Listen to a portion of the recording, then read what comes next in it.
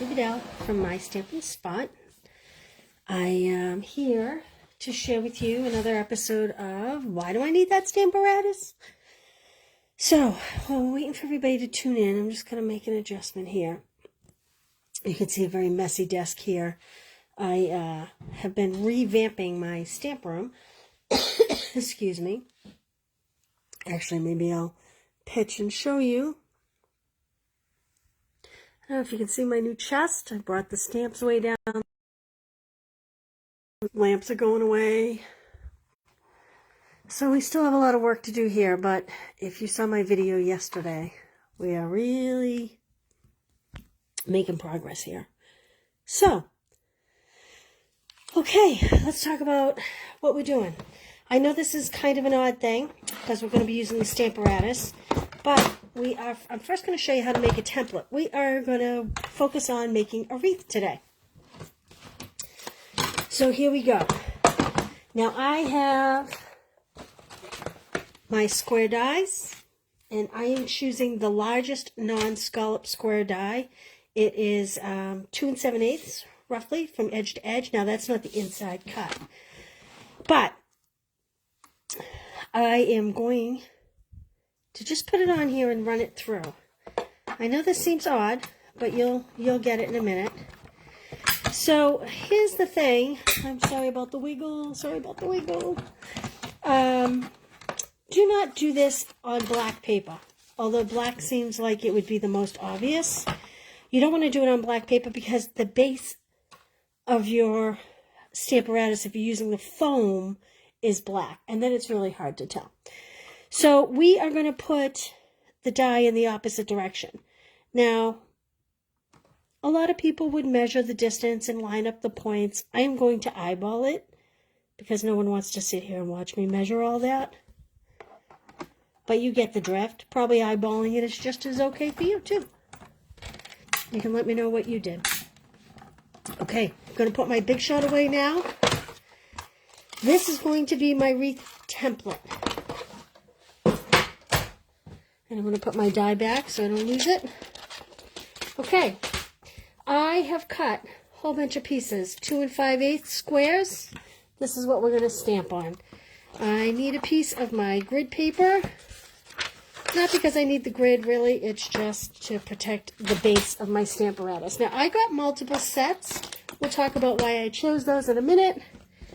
And I have my Stamparatus. I'm going to get rid of one plate. Not going to really get rid of it, but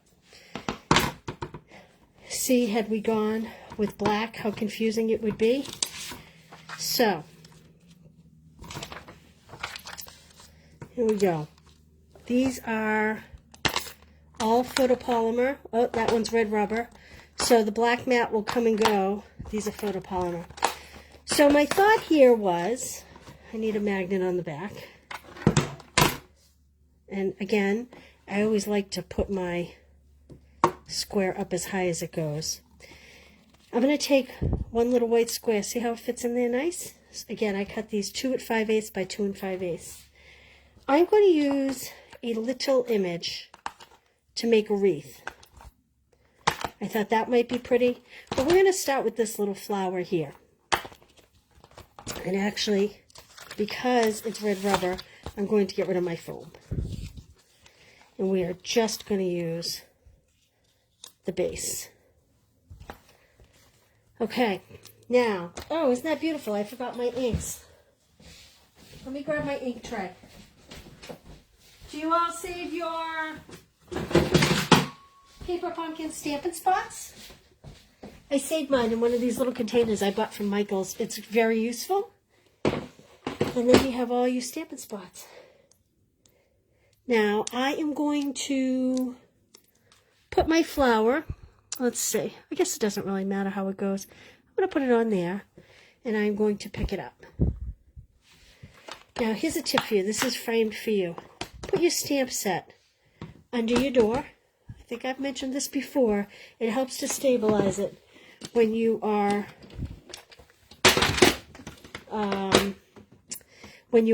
inking. So I think I'm going to do Gorgeous Grape, if I can get it out here. Here's that bone folder I never use in my card classes. There we go. I should have been better prepared. I'm sorry. All right, so we're going to ink this. Again, this is Gorgeous Grape. We're going to press. Then we are going to rotate one square. Now I get a little rim on there. I have to be more careful. Very hard to get a rim when you're working with the Stamparatus. When I say rim, see the little line? I got ink on the edge of the stamp. It's very difficult to do that with the Stamparatus. You see what we're doing? I'm just rotating one point as I go, like so. And when you finish, you'll have the most darling little circle, wreath, I should say, that you can add to any card front. How many did I go? I did one too many. We were here. I'm sorry, my paper's moving. So we're going to just turn it one time.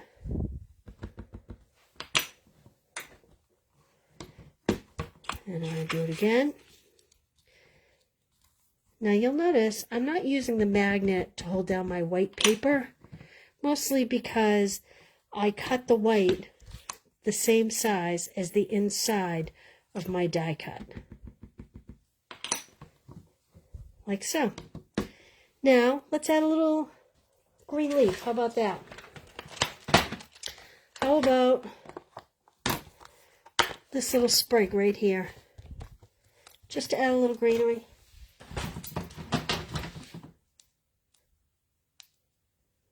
These are brand new. Can't get the backing off. Guess I should have prepared better. I apologize. I didn't. Wow, this does not want to come off. Okay, there we go. All right, I'm going to add it. Well, we're going to have some overlapping. This one may be a little too wide. Let me see if I brought over anything that's a little bit narrower. That might be just a little bit more attractive. Well, we're going to try it. We'll see what happens. If it looks terrible, we'll do it again. I am going to use Bermuda Bay. So I'm going to pick my stamp up. I'm going to ink it and hold my breath. Oh, not too bad. Let's see what it looks like when it's all done. Bermuda Bay. It's going to be a little busy. Hey, Karen, how are you? You're in Iowa. You're warm in Iowa? It is not warm here in New England. Thanks for joining me today. So all you're doing is rotating one time around, as you can see.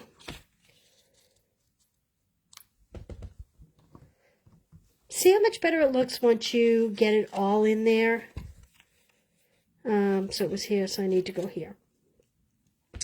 When you first add a second color, sometimes it looks a little too over the top. What do you think? Put that on a card base. Wouldn't that be lovely? On a beautiful card base. I don't have a card base, but let's pretend that's a card front. A little bling. Isn't that beautiful? What do you think? Let's try something different this time. Now, I chose the biggest square, and I chose the smallest flowers I could find. You could do a smaller square and even smaller flowers. That could get kind of crazy, but you definitely could do it. Let's try this one. I am going to use Night of Navy. I'm covering up my inks here so I don't mix them up. I'm going to use Night of Navy, and this time I'm going to use the little snowflakes from Sparkle of the Season. Let's make a little snow wreath. It's that time of year, right? Let's see what that looks like. Again, I haven't done any of these. This is all kind of on a whim here. You just arrange your snowflakes how you'd like them. And it doesn't matter if you start on a flat side or a corner. I typically start on a flat side. You want to try to keep it within the triangle. Imagine an imaginary line. So you want to try to keep it within your little triangle. I'm having trouble with this. There we go. Okay. All right, so like I said, this is Night of Navy.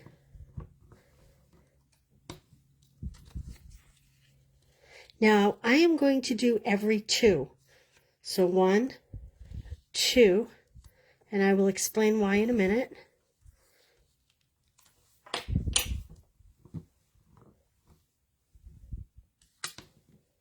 So 1, 2.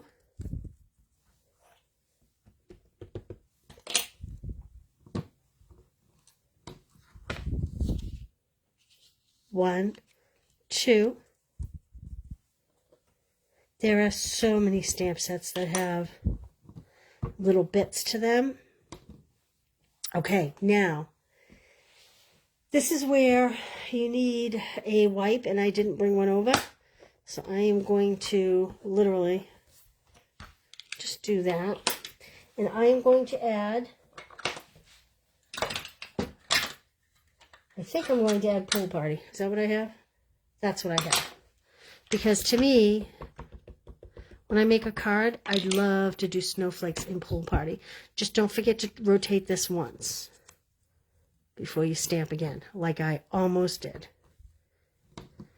So then when they overlap, so 1, 2, it's still very pretty and not too congested. Now again, you could add a ribbon to this. 1, 2. You could add a lot of bling to this when you add it to a card front or scrapbook page. You could even round the corners of your square after the fact. 1, 2.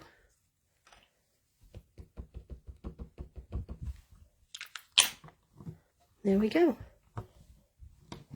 Again, isn't that pretty? So it doesn't just have to be flowers. It can be whatever.